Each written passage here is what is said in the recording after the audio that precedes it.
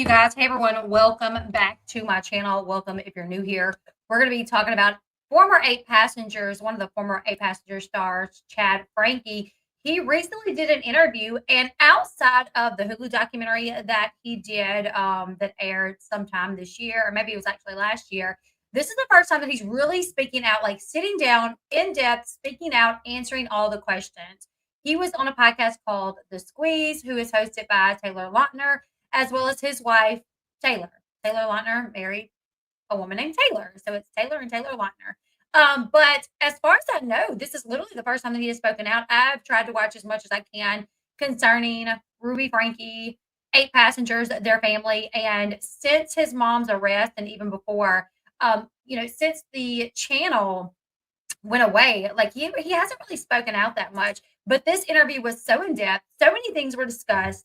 They asked him some really great questions, and we're going to get right into it. We have several clips we're going to watch today just to kind of talk about it. But they asked him things like, how did it feel, having all those vulnerable moments, getting hurt, having getting your feelings being hurt, getting sad, or actually getting physically hurt, and your mom wanting to bring the camera out for that. How did that feel? Especially considering like it was your mom pushing for your vulnerable moments to be entertainment for the channel. How did that feel? How did Chad feel when the public wanted to cancel his mom? The first time they wanted to cancel her was after the beanbag situation.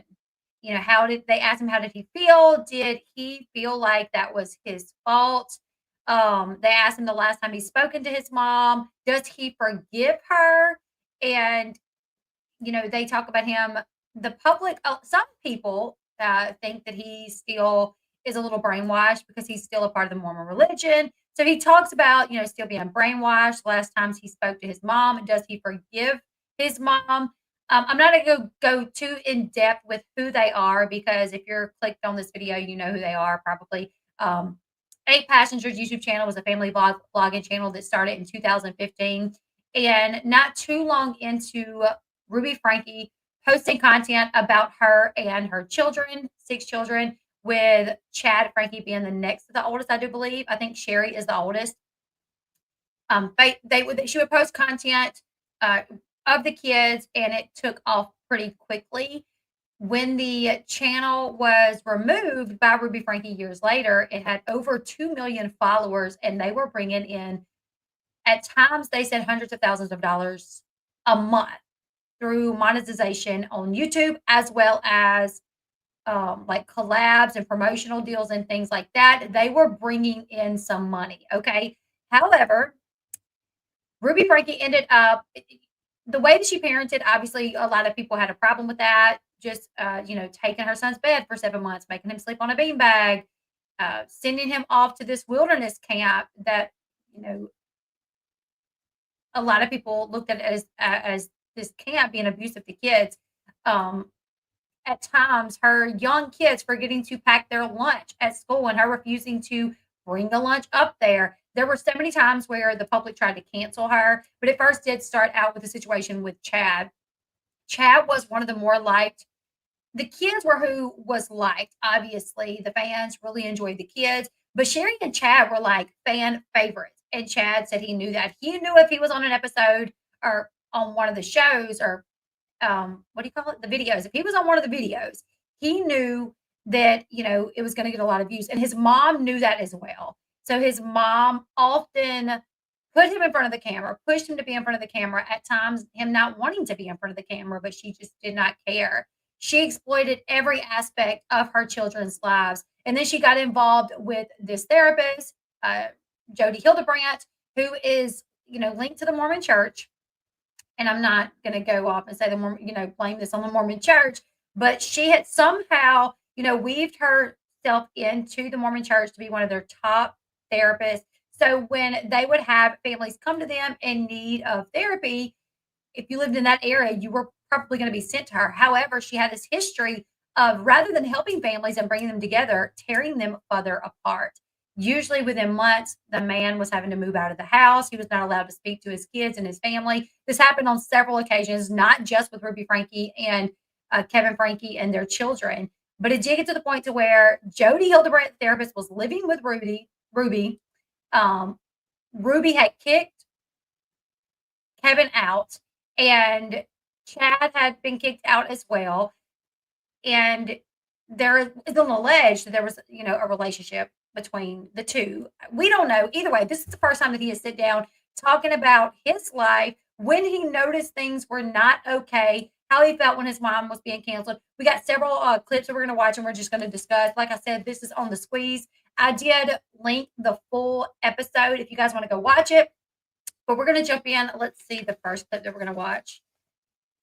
All right, so the first clip that we're going to watch is they discuss his moments of sadness, getting hurt, like physically hurt, how that being used for content, like, what he thought about that, how he felt about that. He talks about, what it was like having his mom bring the camera out for things like that. So let's go ahead. Let's take a look at the first clip. To entertainment, if I was just to like live my everyday, I think when it comes to entertainment, if I was just to like live my everyday, no drama, no pain, nothing, that's not very good content. So Yeah. I think my mom knew very quickly that if I mean, even if someone like fell and hit their head, or if I had a bad day at school, or the principal called me into his office, Yeah. that's drama. That's, that's pain, that's content. And I think she really knew that and fed off of it. So the camera would mostly come out when something entertaining was happening, or even if I was in pain, or if I fell or, got in trouble, that was good content for her. Yeah. And I think in a way it was also very, very bad parenting not to set the camera aside and just focus on me. Yeah. So Did that goes for all of us. Yeah. So. Did you ever ask, like, do you remember? You guys imagine that though? And Colby, that is why I keep my kids, they're very private. I respect their privacy, but could you guys imagine, acknowledging that, like, most parents don't want to see their kids get hurt. Most parents, if their child comes home and they were bullied, they feel bad and they're like, oh my goodness, like, and they're going to console their child. But Ruby Franke, her mom was like, this is content. If her kid come home and had a bad day at school because they were bullied, whatever, she looked at it, dollar signs. This is content. I can use this for my channel. And this will be great for a video to talk about, one of the kids getting bullied at school. This will make great content. Them getting hurt, while they're outside playing in the yard. One of the kids, getting hit with a ball and getting hurt. Her bringing out the camera so she can put this in one of their videos to show one of the kids getting hurt. I couldn't imagine, that being my mom, that if I fall down and scrape my knee, the next thing I know is like, yeah, my mom is cleaning my knee and wiping it off and putting a Band-Aid on it, but she's doing it in front of a camera. I would feel some type of way about that. I would feel very, I don't know, maybe used. Maybe, I don't know if that's the right word. Remember a time you ever like, I don't want this filmed, or like, can we not like we share saw that? one moment. Well, yeah. So he did go on to say that there were several times that he did not want things filmed. He said there were several times where things were just too vulnerable and he did not want them filmed. He did not want them talked about. And he said usually when he would say that, Mom, I don't want things filmed. I don't want to, I don't want to talk about this on camera. She would put the camera away initially. She would put the camera away, talk to him about whatever was going on.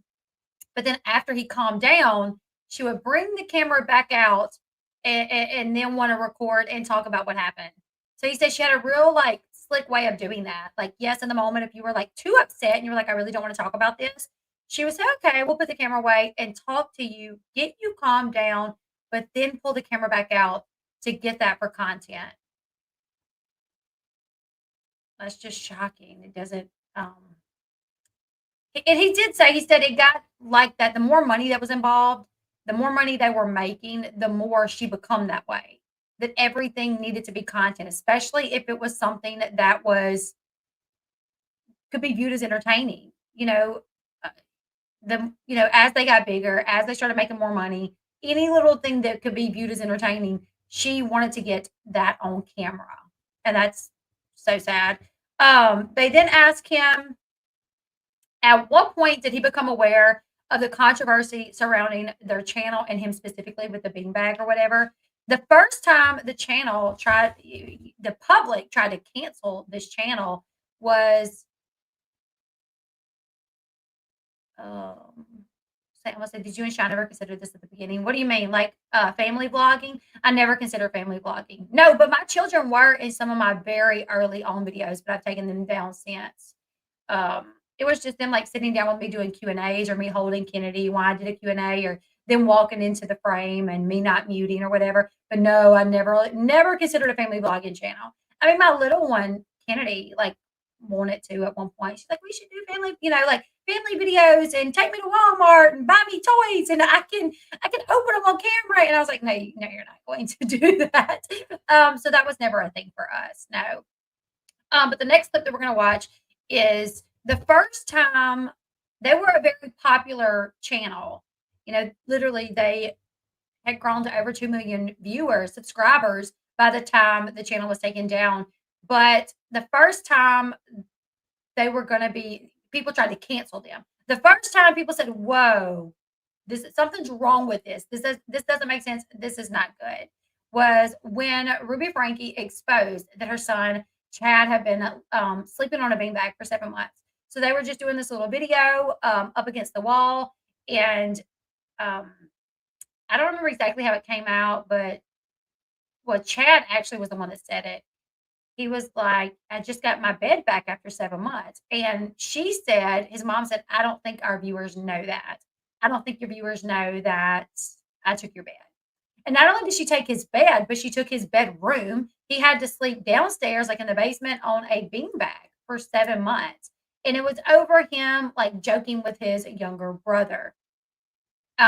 So when that video aired, when that video went up on the channel, that's when they were like, this is not okay to make your son sleep on a beanbag for 7 months and to take his room from him. And there are parents out there that are like that. I mean, I've heard of this. I've heard of parents out there that they feel like that is not your bedroom. And I'm kind of one of those parents, like, that's not your bedroom, so to speak. Like, this is my house. Yes, it's your house too, but don't disrespect it. Because at the end of the day, like, me and your dad pay to have this house. So don't disrespect it. Like, we give you this room. It's your room, yes, but respect it. Because when you start disrespecting the room, that's where we have a problem. You know what I'm saying? So, but for her, it was different. I would never take my child's room. She took the room and she forced him to sleep on a beanbag for 7 months. So this is where he talks about the first time he realized that his family, they were trying to cancel his family, and if he took any blame for that. The video with me sitting on the ground with her, and I finally revealed that I wasn't sleeping on a bed for a certain amount of months. And then when that video was posted, no joke, like that day was when the cancellation started. Like immediate backlash on her, huge unfollowing. I don't know much about news outlets, but basically TikTok was the big push to kind of cancel her. Yeah. And that's when I started seeing her panic a little bit. And I remember sitting in the living room just doing my homework, and I don't think I've ever shared this before, but this is when she was peak in therapy with Jodi. He's going to say a little bit of a cuss word in a little bit, so just beware. He is going to yell a cuss word, which I think is really wild. That this is how she reacted due to a video she uploaded. She knew what the content of the video was. She knew she was uploading a video letting viewers know that she took her son's bed for 7 months. And then she was shocked how the public reacted. And rather than taking accountability, she blamed him. Could you imagine sitting in there doing your homework and you just, you were being honest on a video, just saying like, yeah, I finally got my bed back. Praise God, And because your mom chose to keep that bit in, upload it, the backlash, now she's blaming you. So he's going to talk about that. This is when she was peak in therapy with Jodi, and she was very clean mouthed, and she was very peaceful and quiet. But after that video came out and the controversy started hitting, she ran into the living room and she was like, "You bitch, you did that on purpose. You knew what you did. You knew what you were saying." And she was just yelling. And I haven't seen this out of her in a long time, like a very, very long time. And I was like, I don't know what you're talking about. Like, I know people are upset with you. And then my dad actually came down and was like, "Ruby, you need to leave. Like, you need to get away from him. He obviously didn't plan this. He didn't plan for you to get canceled." And how old were you at that point? I was 15, Okay. 15 or 16. And you had been sleeping on a beanbag. Yeah. For how long? 7 months. So Okay, that's what this incident is over. yeah. Okay. Yeah, people were really upset about that. And just because she said it so casually, like, yeah, he's been sleeping on the floor. Yeah, he doesn't have a bedroom or a bed. Yeah. And people started catching on very quickly, like in the videos, to what she was doing. Okay, so right here, Chad tells us that his mom come and he's literally like 15. I think he said 15. And she yells, "You bitch, you did that on purpose." And he says his dad does like kind of step in to say, like, no, there's no way he did that on purpose. Like, you need to chill out. But if my husband yelled at any of our children and called them you bitch, we like that's where I think a lot of people take fault, find fault in Kevin. Kevin scathed through this, didn't get in trouble at all. He, was not arrested, no charges, and he has custody of the children now. Like they all live with him, and they have Sunday dinners every Sunday, and they're all trying to heal. And a lot of people have an issue with that. They're like, dude, Kevin, you were literally so complicit in this. You watched the way she treated the kids. You allowed it. You never stepped in to stop it. I mean, I was not a viewer of the channel back when the channel was actively posting active.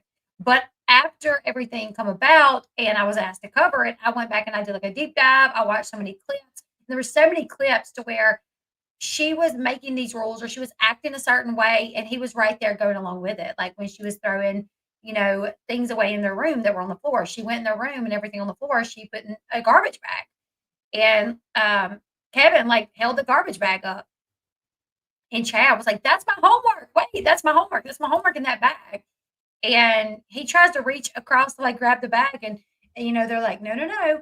And Ruby was like, well, we got to figure out a way, if he wants his homework back, we got to figure out a way, to work this out. And Kevin came up with the rule, like you will work, like you will do house chores to earn back your homework or something like that. So he definitely knew about, granted, he did not know about what was going on at Jodi Hildebrandt's house. He did not know that. He was not there for that. He had not seen those two children in a year or so. So granted, he wasn't privy to that. He did not sit by while she did those things, while she duct taped those children and she physically harmed them in that way and put spices in their wounds and starved them. Like he was not there for that. But he was definitely there for some of the harsh punishments that, I didn't find to be okay. And like I said, if I heard my son, heard my son get in trouble by Sean, and then Sean calling him UBITCH, I'd be like, wait a damn minute. Who you calling a, I would not sit back and, I don't know where we would go. Like that would be like walking. You don't talk to my children that way. So I definitely don't think he's innocent. So the next clip that we're going to watch, let's see. Let me go through my notes. It was a very good interview, I will say. The next clip we're going to watch is Taylor asked Chad about how he felt when people wanted to cancel his mom over the beanbag situation. And did he feel like he was at fault in any way? If it was his fault at all. When the video was posted and the cancellation started, from that moment, people on social media started saying free Chad. And that was a Let me remove the other ones because the other ones are wanting to pop up. Okay.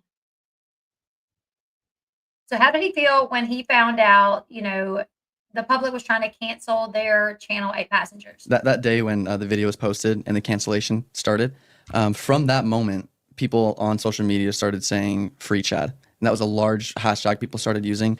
My mom, she saw that, and I think she got pretty nervous, pretty upset. She started hiring high-end lawyers to kind of shut all that down, take those videos away, because when someone wants to free a child from their mom's arms, that movement grows pretty fast. And so free Chad was a big thing, at least in my eyes, and I started seeing that. And during that time, I was working with Jodi very tightly, very closely. She was my therapist, and I had like a love for her in a sense where I trusted everything she told me to do. For sure. And same with my mom. Yeah. And so when I saw everything go down, I didn't really think much of it. In fact, I actually knew how much money they were making, and I was nervous about the money. And to know that the views were going to go down and that the sponsorships were going to go down, that was kind of my main focus. Was, oh no, we're gonna lose money as Did a you family. feel a little And guilty for affecting that? I wouldn't say guilty, because I knew that wasn't my purpose or my motive in saying the beanbag thing. I knew I wasn't trying to make them lose money, but yeah, I was nervous for my parents to lose all their income. That was my big concern. Yeah. I mean, the family had went, you know, from like middle class, I guess you could say, to, I mean, can you imagine bringing in, I mean, $80,000 a month off a YouTube channel? And that being a consistent thing. Consistently, you are bringing in 50, 80, 100, 70, you know, more money than, like, as a family like that, like, you know, what you can even, you know, they bought a bigger house, they started taking these trips, but then you know, some people may start living a life to where that money is being spent, whatever. But then you're faced with the possibility that now you have these extra expensive because you live in a bigger house. Maybe you got another vehicle. Maybe you've spent some, you know, you're putting money in a trust for your kids. And then you're going to lose that. You're going to lose, which the dad never quit his job, to my knowledge, which was the smartest decision he could have made. The smartest decision he could have made was continuing to have employment. But that would definitely be, and he says, Chad says he didn't feel bad about it because he knew that wasn't his intention. But I'm gonna say this. I think more than likely at the time, because like he said, my main concern was my family losing that income. I knew how much money they were making, and I was worried like they were gonna lose an income. I guarantee you at the time, even though he knew he didn't do it on purpose, he worried that they would lose that income. I bet there probably was a part of him that felt like, oh my goodness, I should have said that. Because what if they lose this channel and they lose their income because I said something? You know? I was watching a live that Elle posted yesterday. Oh, hey, can't have love. Hey, hey, hey. So I imagine he probably did in the moment, being younger, or he was like 14, 15. In the moment, you know, he said that it wasn't his decision for it to be posted, obviously. She's the one that does all the editing and the final upload. So that would keep, but I'm like, you gotta be dumb to upload something like that. It's also like equivalent to her uploading the videos saying, you know, I'm not going to name kids, but that one of the kids, the younger girl, forgot to pack her lunch and bring it. And her teacher texted me and said, could you please bring a lunch for her? She doesn't have a lunch. And I said no. And her teacher's uncomfortable with that. Her teacher's not comfortable with her going hungry. And I had to text the teacher back and let her know, like, I'm sorry, you're not comfortable, but I'm not bringing her a lunch up there just to suit your comfortability. Like, she lied to me and told me she packed a lunch, so now she can suffer the consequences of not having a lunch. Mind you, the girl was young when this even happened. Like, I think she was like 6 when she forgot to pack her lunch. So it's like, why is a mom not packing her 6-year-old daughter's lunch? But she thought it was okay to film this type of content and upload it for the masses to watch. It's just like, how do you think that everybody's going to be okay with that? According to Sherry, their channel represented 90% of their income. I can believe that. Hey Sandra, I hope you're doing good. I completely understand. So I have to imagine he may have had some sort of like, I hope they don't lose this over something I said. He knew he didn't do it intentionally. He knew it wasn't his fault that it ultimately was aired or, you know, put out on the channel, and now they're getting heat for it. But I'm sure there was something in him that was like, oh man, if we lose this because I did say that, that's not going to be good, and I'm going to feel bad about that. All right, the next clip that we're going to watch is Chad actually says something very interesting. He talks about how having Rudy as a mom, why do I keep calling her Rudy? Ruby Franke as a mom and Jodi Hildebrandt as a therapist, how having them two in his life, which is so interesting, all the things that they did, how they made him quit everything, how, you know, they made his mom forced him to move out, how that shaped him. And he even says, like, at times there's a part of me that's like happy that my mom was this way because it made me such a strong person. So he's going to talk about that. He's also going to talk about how when the public wanted to cancel his mom, he could not believe the bad things they were saying on his mom. He believed that his mom was a good person. He believed that the things that his mom were doing were right, like biblically, like this was, Jodi was sent to them by God, and that the punishments they were getting was punishments that God laid on his mom and his therapist's heart to do to them so they could be, they could do right. They could be people they need to be. So he says, like, yeah, even though my mom was getting, people were trying to cancel her and people were saying that she was doing all these bad things to us, I couldn't believe that. Like, so he talks about having them, how it made him stronger and why he could not believe that his mom was a bad person because that would mean he was living in distortion. So let's watch. Looking back at the whole entire picture, I feel like I'm Hold on, I gotta make sure I remove in this. in a sense of sometimes I'm glad my mom was a bad mom, or sometimes I'm glad that Jodi was in my life. Looking back at the whole entire picture, I feel like I'm, at least me personally, I'm very grateful for hard life experiences. When I look back at the hard life experiences, I'm kind of grateful for them in a sense of sometimes I'm glad my mom was a bad mom, or sometimes I'm glad that Jodi was in my life because I feel stronger because of it. Yeah. So yeah, I wouldn't say I look back and regret any of the things that, I didn't do or did do. Yeah. I just am grateful that everything is, everyone's safe now. Yeah. I'm grateful that I'm in a good spot now. And I mean, the biggest thing that Jodi kept teaching me was stay out of distortion. Distortion was the huge word that she just threw at me over and over and over again. Truth and distortion. Those were like heaven and hell, Yeah. good, bad. Those were the words she threw at me. And I mean, if I just fed into the social media, if I started listening to the things they were saying bad about my mom, I would be in distortion. That would be who I was. I would be a bad person. I'd be satanic. Like, she would use these huge words. And so I couldn't, even if I wanted to, if I fed into that kind of social media stuff and started taking sides with them instead of my mom, I'd be in that distortion. And in Jodi's eyes, I'd be a bad person. And that's not what I wanted. So Is distortion essentially anybody that is questioning you or your family's, like, what you guys are beliefs? Yeah. Yeah. That's what distortion is. Yeah, distortion is, she would never use the word bad, but that's what it was. Yeah. Anything bad in her eyes.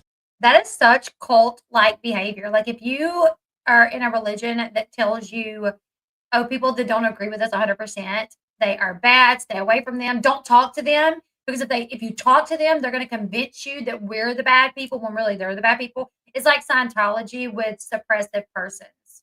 So if you are in Scientology, equivalent to, Jodi Hildebrandt, her little cult, suppressive person, distortion.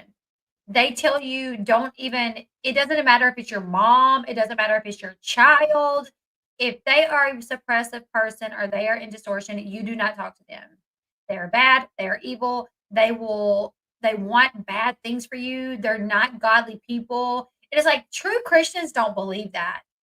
Jesus spent more time with the sinners than he did with those that was saved. Because that's who he wanted to, like, he wanted to get to, like, he wanted to talk to them. He wanted to be around them. He wanted to put his influence upon them to change their ways. And he didn't go to these people just being judgmental. He hung out with these people. He had dinner with these people. He preached the word to these people. So it's just like, if you're ever in a religion or anything and they tell you, they label somebody and say, oh, those are the bad people, we don't talk to those people, you don't hang out with those people, that's not right. That's a cult. They don't want you to talk to those people because those people may tell you, dude, you're in a cult. What they're telling you is not right. What they're doing to you is not right. Them trying to, and these people, they know the way they're preaching to you and the things they're telling you, it's not right. That's literally why they don't want you talking to other people that don't believe the same way they believe. That the 7M, like Miranda Derrick and B Dash and all of them, like, I've heard like recordings of their church and it seems very similar. I don't know enough about it to say too much, but it does seem very similar. Like they, if you're not a part of this church, they they don't have anything to do with them because they're going to talk you out of it. They're going to tell you you're wrong. When in reality, they're going to talk you out of it and tell you you're wrong because it is wrong, because it is, you know? So he said, like, for him to believe the public, for him to believe that his mom was doing bad things and that what she was doing wasn't from God would put him in distortion and make him the bad person. So it's really wild how these people can be so manipulative, you know? It's really wild how people do that. All right, so then we go on to they asked Chad about the first time he watched the documentary. Let's see, what's it called? The documentary is called Devil in My Family. And if you haven't watched it, watch it. It is a good documentary. I will say that. It's got a lot of never before seen clips that after Ruby Franke was arrested, Sherry went to the house and got some like laptops and cameras and memory cards and things like that, and was able to find like this B-roll footage and clips that have been edited, but the edited portions of the clip, and they were able to use some of that in this documentary, The Devil in My Family, or Devil in the Family, the fall of Ruby Franke. If you haven't watched it, watch it. But they asked Chad, how did he feel the first time he watched this? So let's hear his response to that.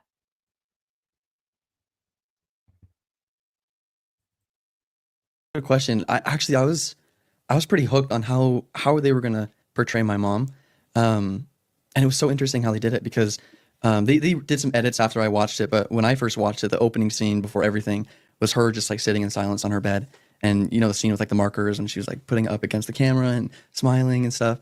That was the first scene that I saw, and it was just quiet. All you could just see was her. Just you can see in her head she was thinking, how am I gonna make this look good for the camera? And then for like 30 to 45 seconds, she's just thinking, and then she just snaps because she hears me in the basement and I'm interrupting her video, and you just hear snap. And I think they portrayed that so well because that's how it was as a kid, was like the camera's rolling and everything's going great and we're having a good time, and then you say something wrong or you stutter or you don't say something she wants and she snaps just like that. That's what it was like. And you saw it in the B-roll footage, which was just like, tell me about your name. And then, I didn't say it right, or I didn't want to say it. And then she just snaps like, if you're going to do this, you're going to do this right. So that's how it was. That's how it felt. As someone that, used to film in my home, and I have 6 children, I was like, I did that, but not like that.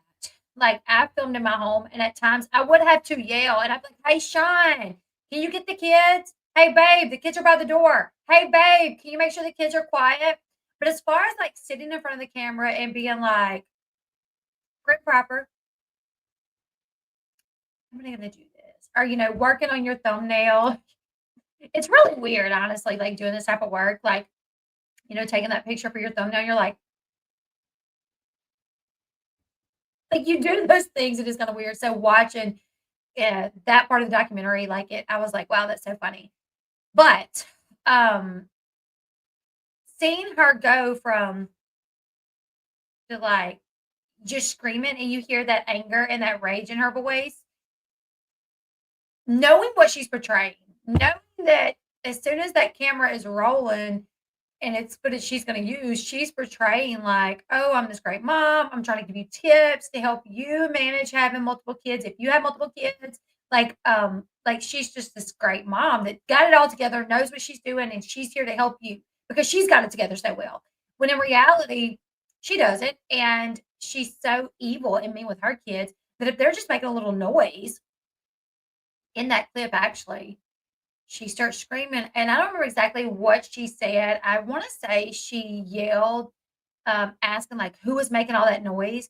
And Kevin yelled back at her, and he's like, we're trying to get ready for church. And he had a little like, girl, we're trying to get ready for church out here. Like, stop it. Like, he did. That was like the one time that Kevin, I saw Kevin say something. He's like, we're trying to get ready for church. And I was like, that's how you should always be. Like, when she's acting that way, you should kind of pipe her back down. Like, no, girlfriend, like, I'm out here tending to these kids. You ain't got to yell like that. Like, we're out here doing something what we should be doing. Meanwhile, you're in there looking like a psycho with your markers, but that's so interesting, because he's talking about the first time he watched it, the first time he watched the documentary. And in the opening scene is his mom with those colored pencils or whatever they were, working on that thumbnail, trying to get a good thumbnail. And her mind is wondering, like, okay, what am I going to do? How can I make it interesting? How can I make it look great?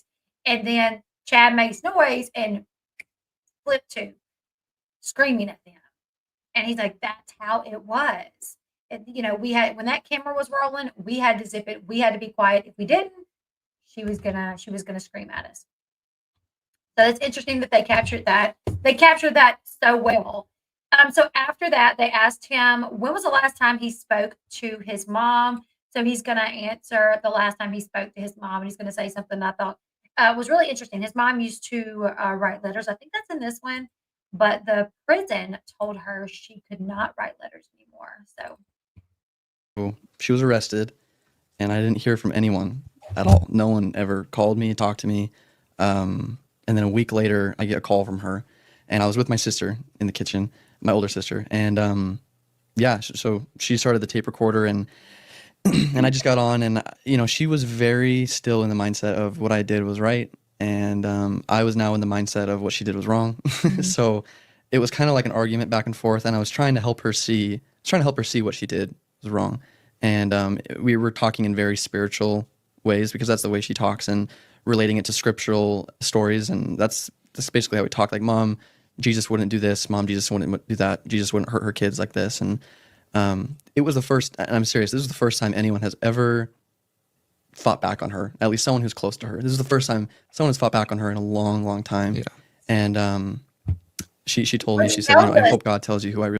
Which tells us, who didn't fight back on her? Kevin, which we know that. We know that Kevin did not fight back on her. But the first time she called him, also something interesting is, they're like, record this. We need to record this. So they recorded the first phone call where she was doing the right thing. Very interesting. She told me, she said, I hope God tells you who I really am. Wow. And, I immediately, my, red flag started clicking, and I was like, okay, she's still in this bad mindset. And then about like three or 5 days later, she called me again.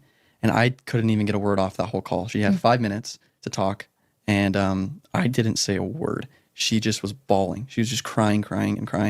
And she's like, I thought about everything you said, and I realized, like, you are completely right. And, no one has ever talked to me that way, the way you talk to me. And, I realized what I've done is wrong. And then she started talking about money, because a week before she was arrested, my savings account, everything I earned from the YouTube channel, wiped. Zero. No. Can you imagine being on TV, and not TV, on a YouTube channel that was bringing in hundreds of thousands of dollars? You have this trust or this bank account that your mom and where is the money? That's my thing. Is he talks about his mom taking the money, but it's like, where is the money? I know she was arrested and she had a large sum of money when she was arrested, but will the police not turn it over to them? Was his portion spent? Like, where did the money go? Money. And to this day, I still haven't gotten that back. So everything I earned from that 8 Passengers channel, I have nothing now from it. So it's just crazy. And she finally, in that call where she was crying, she says, I promise I'll get every penny back to you. I'll talk to my lawyer, and we're going to work through things. And I love you. I love my parents, because she had no relationship with her parents for so long. And she finally is like, I want to have a relationship back with everyone, and I'm super sorry. And at the very end of the call, she said, I love you, I got to go. And then I did say, I love you back, because hearing her vulnerable like that, I hadn't heard that from her ever in years. And if I know a lot of people say, she's got crocodile tears, she fakes it. But that phone call for 5 minutes, I couldn't, unless she's the greatest actress in the world. To me, it felt so real. And you felt it was genuine. That phone call, knowing my mom, was a genuine phone call. So that was the last time I've spoken to her. That's interesting that he says that was the last time he spoke to her, even though he felt like that was a genuine phone call, and that in the moment she did feel bad and was apologetic. But I have so many questions about just because I said I love you, and just because she was extremely apologetic, doesn't mean I should have a relationship with her right now. And perhaps down the road, and when I say down the road, I mean like down the road, I'll open that back up again. But Yeah, that was the last time. So, like a week after she was arrested was the last time I talked to her. Has she tried reaching out to you after? Through letters. Okay. Yeah. She would send them to our home address, and then eventually. So she would write letters and send to the house in their name, but the prison told her she had to stop because it was an invasion of their privacy. So she had to stop writing those letters. But my question is just like, how do you go from being so indoctrinated and brainwashed, allegedly, that you are starving your kids, that you are looking your kids in their face, telling them that you're going to beat the devil out of them, like even if it means like they die. Like you love them enough that you are going to beat the Satan out of them. Like, how do you go from being so brainwashed that you like? Wasn't she doing something like poking, one of the kids with like cactus or something, or like she pushed him into a cactus, pushing him into a cactus? How do you go from just torturing them to a week or two later, all of a sudden, I was wrong. I'm sorry. Like I didn't like admitting this. Was she ever diagnosed with a mental disorder? I don't think so. I don't think so.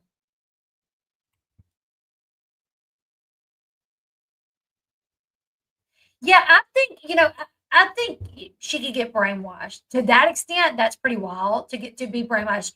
Because I'm like, as someone that grew up in church, and there's just nothing in me that could make me feel like Jesus or God would want me to torture my kids. You know? I'm like, how do you convince someone that reads the scriptures of that? How are you twisting the scriptures to make that make sense? So Jodi absolutely had motives, in my opinion. I think Jodi wanted to be Kevin in his place at least. I think she wanted to get rid of the kids, and she wanted to be with Ruby Franke. The next clip that we are going to watch, let's see. That's so wild that she in a week, 2 weeks, she was done. Like she was, oh wow. Yep. Wait, what was this? Let me get my notes back because I wrote notes of other things I wanted to make sure that I mentioned. But yeah, she would write letters to them to send to the house, but the prison told her to stop. That was invading the kids' privacy. He talks about how he feels that his mom weaponized God and religion to make her abuse of them make sense and to make the kids believe that she was being obedient to God in the way that she was treating them. He says he doesn't like that it put a bad taste in his mouth. He's not gotten a letter from her in over a year. And then they talk about, does he forgive her? Ugh. I'm like, it would take a lot for me to, I would have, here's the thing. Would be able to forgive you for what you did to me. Okay. I don't have my money that I made. You made me quit, track, which was my most favorite thing ever. You kicked me out of the house. You separated me from my family. I might could forgive for that, but I could never forgive my mom if she did to my younger siblings what she did to theirs. What Ruby did to the two youngest, or even the four youngest. I couldn't forgive her for that. I might could forgive her for what she did to me, but that unforgivable. I don't know how I would be able to do that. So, all right. So they're going to ask, do you forgive her? Yeah. Everything is in the past. Like it's over. Everyone's safe. The story's kind of done. It felt like a movie for a long time, and now I feel like the movie's at an end. It's not though. Yeah. I do feel like he really wants to be forgiving. He's still in church. He's still in the Mormon religion. I feel like he is taking to heart, like, oh, forgive. We forgive people, whatever. I feel like he's taking that to heart and he wants to do that. I feel like he wants to put it to the side, move forward. He says, it's like it was a movie and that's the end of it. But really, it's not because all the trauma that was inflicted. I like Chad. Don't get me wrong. I like Chad. He's just young, and I think he really wants to do what he thinks is the best for the family, which is, ultimately forgive his mom, move forward. But at the end of the day, hold on, guys.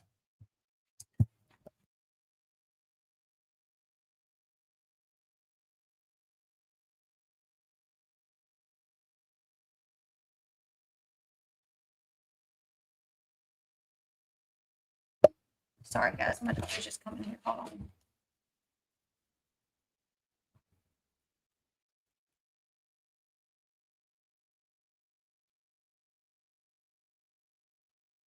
Get her on.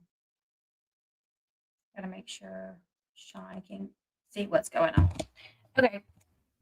So what was I talking about? He really wants to be, forgiving, wants to put it all behind. But what about the trauma that those kids, it's over. It's in the past. However, it's not forgotten on them. It's not forgotten on them. I guarantee you they probably have nightmares about it. They probably have nightmares of seeing their mom, in their face looking like the devil to them. They probably have nightmares about being back in Jodi Hildebrandt's home. They probably have nightmares about having no food, maybe nightmares about walking down the road, hoping to find help. Like, yes, I understand Chad. I like Chad.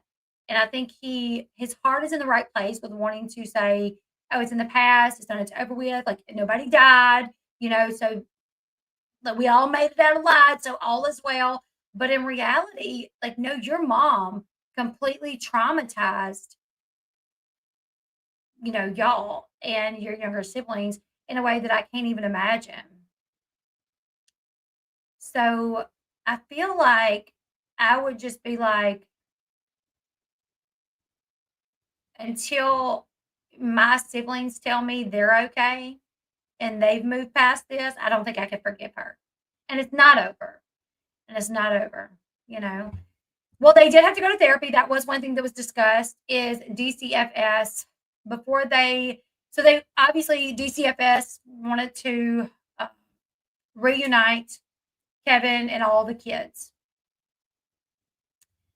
He can if you ask forgiveness, Heather. There has been, the people in the Bible, Paul killed Christians. So, yeah. But then once he spoke to Jesus, he changed his ways. So, yes, you can, but DCFS, obviously, they wanted to, reunite Kevin with the kids and all of them together. So they made them go to therapy first. And Chad does talk about that in the podcast. He does say that, you would think therapy, there would be a bad taste in his mouth with therapy. He would not trust another therapist, maybe. And he did say that, like, that was a concern of his, that when DCFS wanted him to go to therapy, like thinking like, oh goodness, like I already tried this once, didn't work out really well, He said, but he had a good experience that second time. And it was not a therapist telling him what he had to do, what he should do. It was just a therapist of talking to him and helping him navigate his feelings and allowing him to make his own decisions. So he said he actually did not have a bad experience in therapy when DCFS recommended it. And he said he went for a while, but he isn't going anymore. But he did say he's not opposed to therapy. He's like, if I ever feel like I need to go to therapy again, I will. So. All right. So let's finish listening to that clip. It is a complicated question because I do forgive her in a sense of I want her to from now on live the best life she possibly can. I want her to be a better person. I want her to eventually grow up to have relationships again and be safe with people and trust people so people can trust her too. And I wish her the complete best. But seeing the action she did, it's like I can't just forget about that and then forgive her and have a full relationship with her again. Yeah. But the word forgiveness, I love that word, and I love the thought of forgiving someone and still loving someone. So I feel like I'm on the fence of, loving them and forgiving them, but not having a relationship with them. So I love that. That's a healthy boundary right there. Yeah. Yeah. It was a very healthy boundary. So he's on the fence of loving them and forgiving her, but not having a relationship with her. Says he loves, forgiveness. He loves forgiveness, which I could tell. That was something I picked up on very early on. I picked up on that. All right, let's see. The next clip that we're going to watch is them asking him if there was a point where Chad realized that what his mom was doing was wrong. And he's going to talk about how, he was very indoctrinated at that time by Jodi, that he believed that his mom and Jodi were doing the right thing, by the siblings. And even to him, even when they made him move out, like he was convinced that when he was made to move out, when his dad was made to move out, they were doing it for the right reasons and that it made sense. So let's watch that clip. gradual. Yeah. In fact, in the first week or two, I was totally on her side for everything. Yeah. And I said this in the documentary. As sad as it is to say, like when she described the abuse as saving the kids from demons, I believed that. I truly did, because I was fed all the spiritual You knew stuff, nothing else. and yeah, that's all I knew for a long time. And I believed that, and it was really hard for me to detox from that. And it definitely was a gradual thing. It was a big gradual thing. And social media is not the best place for answers or truth, but I will say some of the videos they posted about like my past in 8 Passengers, they posted some 8 Passengers videos. Watching those videos, they started to make me realize, like, okay, yeah, that was definitely bad. Oh, okay, yeah, she was definitely in the wrong right there. And so watching those videos, I slowly realized, okay, 8 Passengers wasn't a very healthy film style. Yeah. So that makes a lot of sense, though. It's like when you're in the cult, Scientology, whatever, and they're telling you, oh, it's bad. You're thinking, because, oh, I saw that.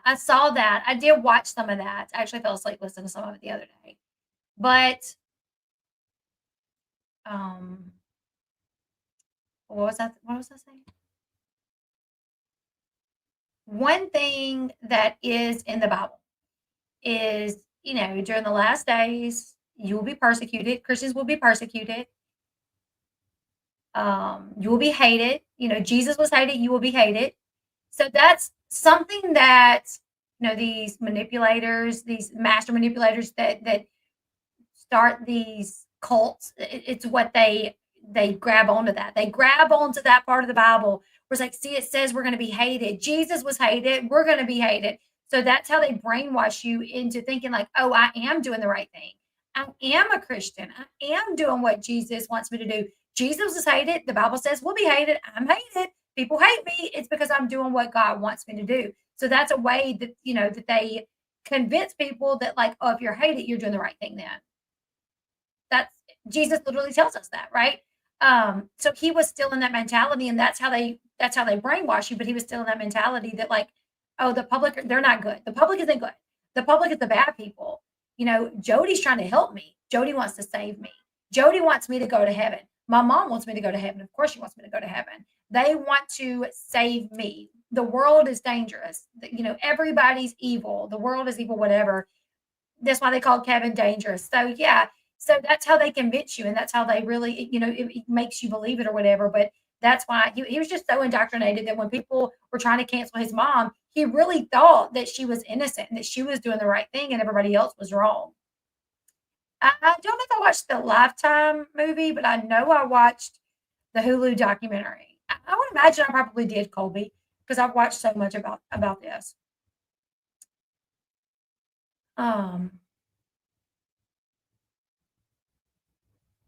Yeah. So the next clip that we're going to, let me see. Yeah, he believed that Jodi and his mom were actually trying to save his siblings. Some of the videos that people posted showing the mistreatment and the abuse, after he watched it later on, he finally started opening up to realize, oh, wow, that's not right. So later on in the episode, or later on in the interview, they asked Chad if there's any misconceptions people have about him.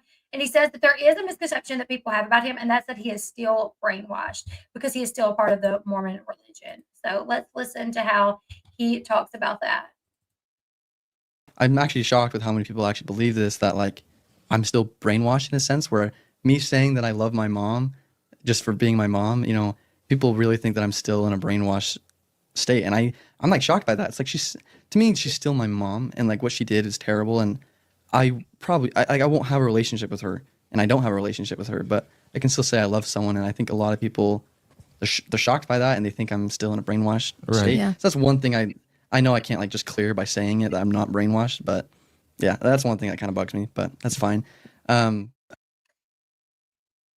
he says he's not brainwashed. And I do believe you can love people for who they were before something bad happened. You know, you can love, I mean, because early on, like he does talk about having like a good childhood before all this came about. You know, he's like, I have good memories with her. I have good memories with my siblings, and we were a happy family for a while. How do you know you're not brainwashed? That's the thing, is like if you're brainwashed, you're probably not going to know you're brainwashed, or else you wouldn't be brainwashed. You know, so brainwashed people don't say I'm brainwashed, but I do believe that him having, you know, he does have these memories with his mom when the family was still together, before Jodi came into the picture, before the 8 passengers came about, where they were just this normal family. I think that's the mom that he loves, the mom that they had back then, and obviously not who she became. You know, who cared more about the channel and bringing the money in, and making sure you say this just this way or just right, and don't be loud when I'm recording. He obviously loves, you know, that's the mom that he probably misses and wishes that he had back. Definitely not the one that, you know, could have potentially unalived his siblings. That can make sense. Did anyone watch the channel of them before this happened? I didn't, but my son's girlfriend did. My son's girlfriend actually came in here earlier as I was like getting all these clips together. And I was like, do you know who they are? And she was like, yeah, I used to watch them. And I was like, what, you did? She was like, yeah, I used to watch them. I used to really like them. And I was like, wow, that's interesting. Right here, where this part left off was very interesting. Bugs me, but that's fine.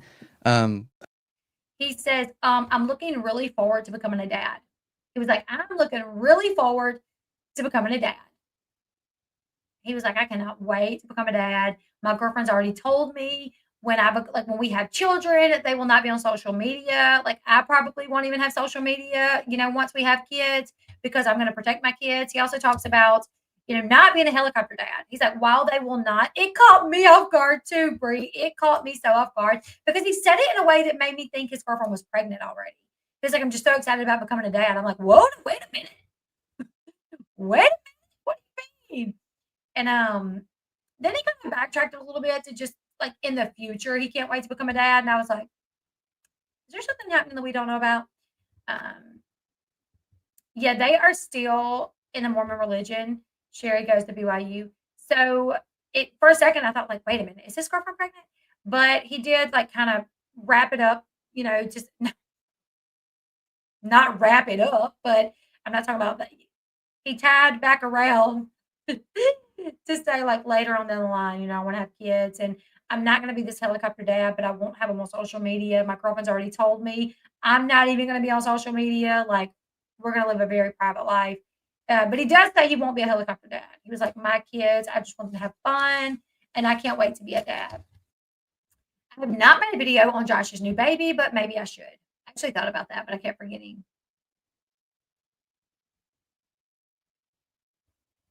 Brittany, you said it, not me. Hey, Stephanie. And then they asked him if he could go back and like redo anything, what would it be? And wow, this is sad because he talks about being like on track, doing track, and being on the football team, and them taking the football team from him. And then all he had left was track, and track was his thing, like loving track. and being scared that were going to take track from him, worrying. He's like, I was so scared they were going to take track from me. He said, sure enough, one day Jodi calls me in there and she's like, you're not going to do track. And he said, I was always just very like down to business with Jodi. I did not show her my emotions. But when that happened, I broke down and I begged her, please take anything, take everything. Don't take track from me. And they took track from him. He said if he could go back, he said he would do whatever. If it meant sneaking out to go to the meet, sneaking out like to go to practice, he would do it. Which I think is just like, how mean can you be to take something that honestly, that's one of those things that keep kids out of trouble. That's why I love that my kids are, like my boys play football. They are at football. Like my husband just had to go get my son. They practice until 5:45. It keeps them, and my son played, up until he graduated, except one year he took off 1 year to work so he could save money for a car. But I love that's where my son was. He was at football. My kid didn't go Caden. He was not out at parties and drinking and no, he was at football. Like if he was standing around a fire, it was at the football field, where the coaches were there and it was something that they were putting on and there was no alcohol involved. And so it's like, that's one of those things that will keep kids on the right track is being involved in school sports and things like that. So taking something like that from them, I don't really understand. It's like you're trying to do more harm than good at that point. Let's see. If he could go back in time, he's going to talk about the track situation. So let's listen. Yeah, I think one moment really just is in there. Dang, I was a really athletic kid, like really, really athletic. And my sophomore year of high school, I ran track, and that was the best thing I was good at because I was a sprinter and I ran really fast. And my sophomore year of high school, I was like top 5 sprinter in Utah, and I went to state and made it in the top 5. And I was like, by senior year, I was getting ready to like break the state records and then go to college and do that. And that was like my big exciting thing. That was what I was best at, was sprinting, and I loved it so much. And I remember that year after my sophomore year, Jodi told me I couldn't do football anymore because I was living in distortion and football was a distraction, so she didn't want me to do football anymore. And that was really sad for me, but I'm like, okay, that's fine. As long as I have sprinting, I can not play football, and that's fine. Yeah. And then I remember as she started taking away more and more things, I could see it coming, that she was going to take away track as well. And this was actually when she was living in our home, and we would have our meetings upstairs. And I remember, we had our weekly therapy session, and she brought me in and she said, hey, Chad, I know you've been expecting this, but me, your mom and dad, we're going to not have you run track this next season. And I was never emotional with her. We were very straightforward business, working on our spiritual self. But when she said that, I cried like a baby, and I would never, ever, ever question her. But in that moment, I was like begging her, like, can you please, take everything away from me, but please don't take this away from me. Yeah. And that was just because those were my best friends were. That's where my relationships was in track. And I know it's such a small thing, just running a high school track team, but to me, that was like everything. Yeah. And her taking that away from me, I think that was just the final thing that just, I became numb and cold after that. For sure. Because nothing else could be taken away from me after that. Even when my mom was arrested and I found out about my siblings, I think from her taking away track, I became so cold and numb to like bad news, I didn't even flinch. When I heard my mom was arrested, Isn't that crazy that as a child, 15, 16, 17 years old, they had taken everything away from him that he loved. He had just become so numb to it that when he found out that his mom was arrested, it was just like, oh, okay, another thing, I didn't even have any emotion. Yeah. Just because my favorite thing in the world was taken from me. And if I could go back, that's the one thing that I would have snuck in out of the house just to go to track practice, or snuck in out of the house to go run at track meets. Like that to me was everything. And I mean, I don't have like the legs I did as a teen, like a high schooler anymore. So, that's not something I'm going to do, and that's fine. But at the moment, that was just everything. And if I could go back, I'd just rebel for that one thing. Yeah. So if he could go back, he would just rebel even for that one thing. It's a very interesting episode. Other things that they talk about. I feel like too, he was like blocking his emotions and just really wanting to put on he may really think that he feels this way. This, attitude of it's in the past. We lived through it. Everybody's fine. Like, she's in jail. I love her. Don't have anything to do. Yeah, remember him saying he had no friends? Yeah, because at that point, even when he was like, I have no friends, your mom's like, well, his mom's like, well, why don't you have friends? He was like, well, because, the way they act and the things that they say. His mom and Jodi had convinced him that all these other his friends were living in distortion, and he didn't need to. If he was not living in distortion, if he was living in his truth, then he wouldn't want to be friends with him. So that's why he separated himself from his friends. He said, like, people that smoked or vape, he couldn't be friends with them because they were living in distortion. And if he become friends with them, then he was living in distortion. But he said now, like, he's friends with anybody, smoke, vape, whatever. He don't care because he's like, I just want to love everybody. He talks about how he had a very normal childhood up until, the whole channel situation. He says he felt like he lived his life on repeat once the cameras came around, because he would come home from school, and if anything happened from school, he would tell his mom about it, and then she would have to bring out the camera, have him repeat it to the camera. So he said it did get to a point where he just felt like he was constantly living his life on repeat. If he said something, if he did something, he knew there was a big possibility he would have to do it twice for the cameras.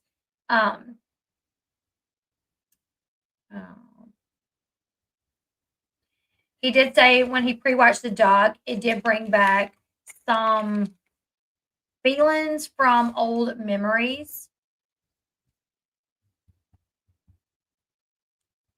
that he had back in the moment when he was going through some of these things. He talked about how he felt when he didn't want to film. He said when he did not want to film, his mindset was very much just like, I'm an employee. I'm an employee. This is my job. This is what pays for me to play football. This is what pays for us to go on vacations. So I got to do it, even if I don't want to, because this is how we make a living. Let's see.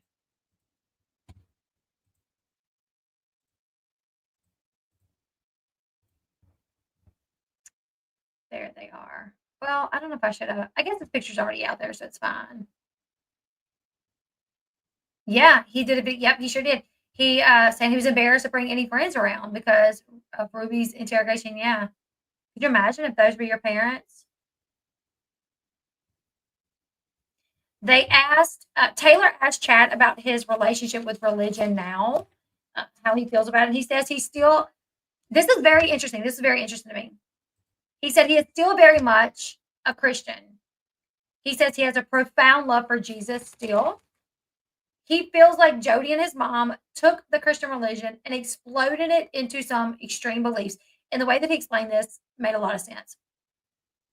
He said it's like if somebody gives you ice cream, right? Ice cream is really good.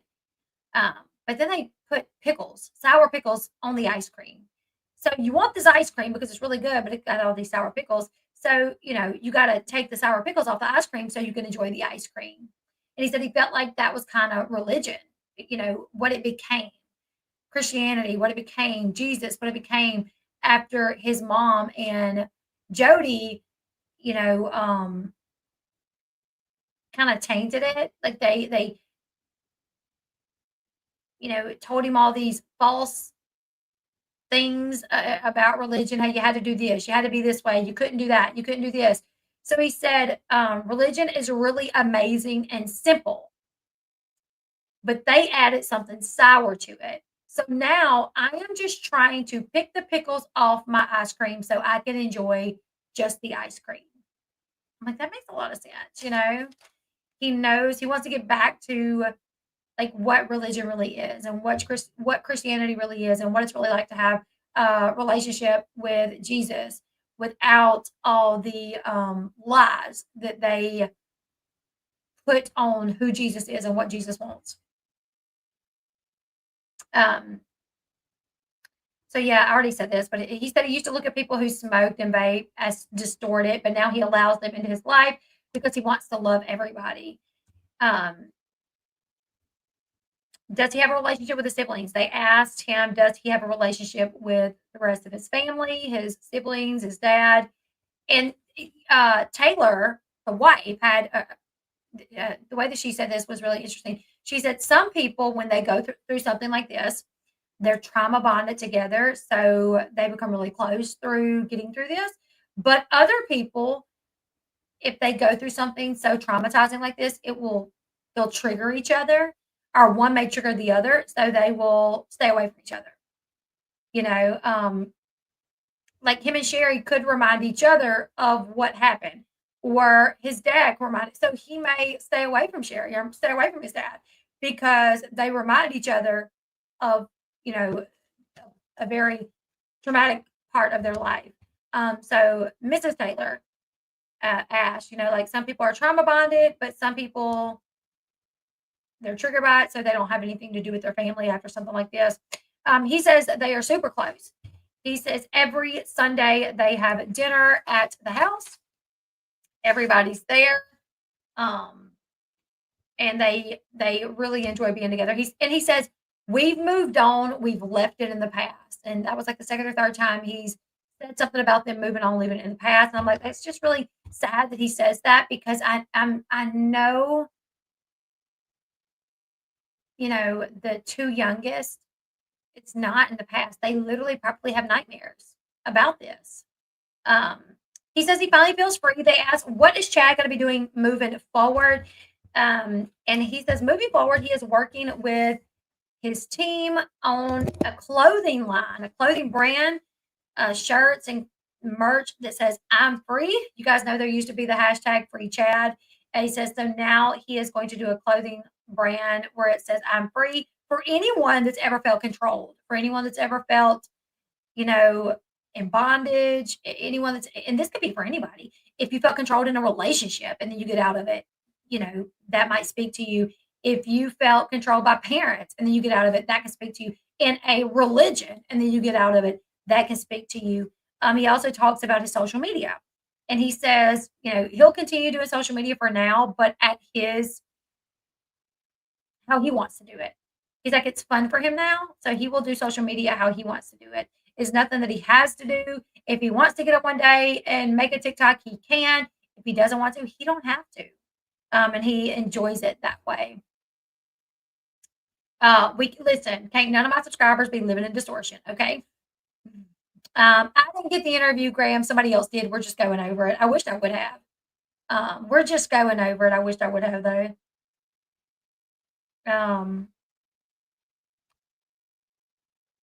Yeah, he says he's excited to be a dad.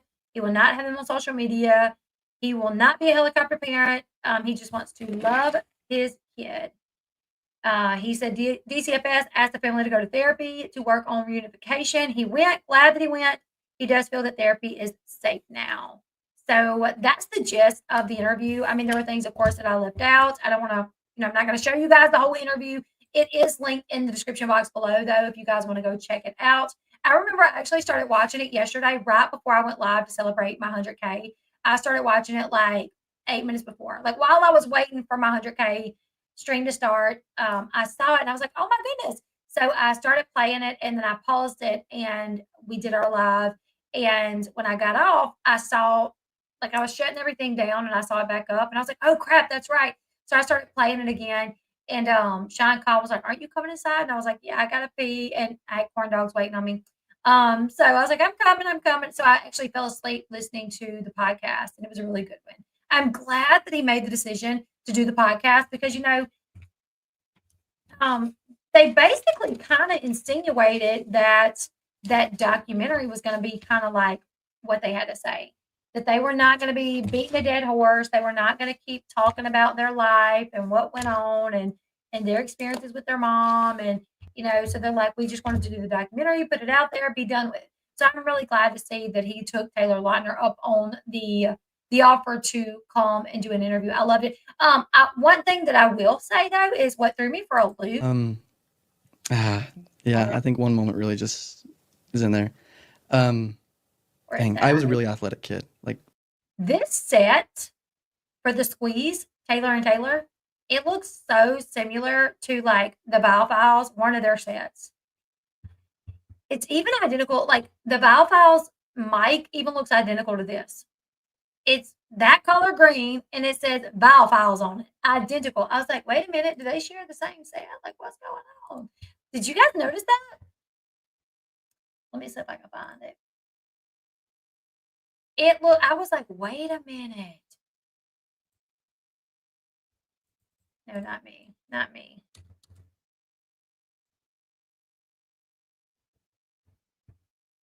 You got to go to one of their older ones because they got a new set now. And I was like, wait, did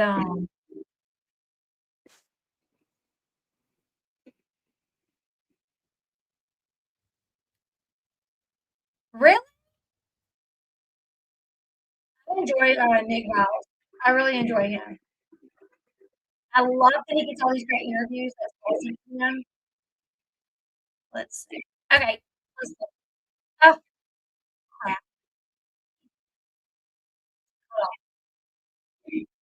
Well, Nick Val did just redo his set, but their mics still look the same.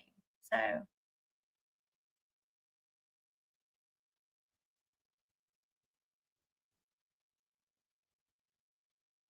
I actually, when Nick had Gypsy Rose on, when Nick Val had Gypsy Rose on, I want to say I did like a body language of his interview with her, I think. So look at that. Look at the mics. Is that not identical? And then the back, the wood, like they have wood like that, but it's not colored. Yeah, like him. But yeah, I thought, wow. And those big candles, love those big candles. I need to get me a Valvox candles at some point, but I'm not going to do that until I use this one all up. Real quick, got to give a shout out to Rose Forever. That's where I got this candle from. Y'all know I love Rose Forever. If you want to get your mom something for Mother's Day, your mother-in-law, your girlfriend, your boyfriend, your daughter, whatever, just because, and they love candles, these candles are Valvox candles are $700. Well, these are like $100, but they are huge, the size of my head. I've never seen a candle this big. So my link will only be good for like another week, I believe. So if you want to get you a beautiful arrangement, that they have the best roses. Yeah, this was not $700. Um, these are like $98, but right now they're doing a Mother's Day sale, and you can do the Mother's Day sale and use my code L. I think it's L20MD for Mother's Day. Let me see. L20MD. You can get a candle, and it's got 4 wicks. You can tell I've been burning it. Look, see.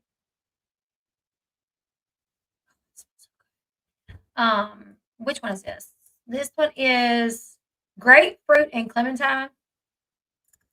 I should do ASMR with these nails. I don't know, but my link will only be good for like the next week, you guys. So the sale that they're doing right now for Mother's Day will probably only be for like another few days. So if you are considering trying out one of these candles, I highly, highly, highly, highly suggest them. They are my most favorite company to collab with. Everything I've ever got from them has just blown me away. Like it is like my expectations, like blown past them. Every arrangement that I've ever gotten, anytime I've gotten an arrangement that's like colorful, the color is just like, oh my goodness, wow. Janie, you have is Janie in here? I know she has an arrangement for Rose Forever, and Shenanigans. Her daughter has one, and they have backed me up on this that their bouquets are beautiful. Put the link in the chat. Okay, give me a second. I'll put the link in the chat. But this will only be good for probably another week or so. I don't know how long they're going to be running their sale. So please check them out, you guys. Here is the link, as well as the link is also in the description box below. What did I just do? If you click my link, it will take you to the site. And by that link, it lets the site know that you found them through me. Trying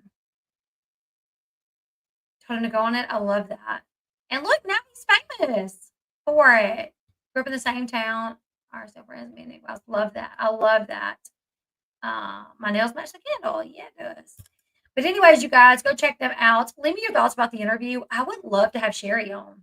I mean, my channel, of course, but I'm not a big enough channel yet to get big interviews like this. It would be really cool if Nick Biles or Taylor or somebody got Sherry on as well. I know Sherry's probably, not going to be speaking too much, but Sherry is doing the dang thing. She drafted a bill, got a bill passed into law in the state that they live in, to where if you are a family vlogging channel, you like if you have children on your channel, they will be paid, and it goes into an account that you as the mom can't touch. Like, nobody can touch it. The money doesn't come to you. It goes into an account. That way, to ensure these children get paid for the work that they put in on these family vlogging channels. And Sherry's hope is to have it passed in all 50 states. And I love that. We still love him, love his mama. He's mama's boy. Oh, I love that. They are great. I bought one this year and had one for a year and a half. See? Yeah, they're great. Anyways, you guys, like this video on the way out. I will see you guys in the next one. Bye, guys.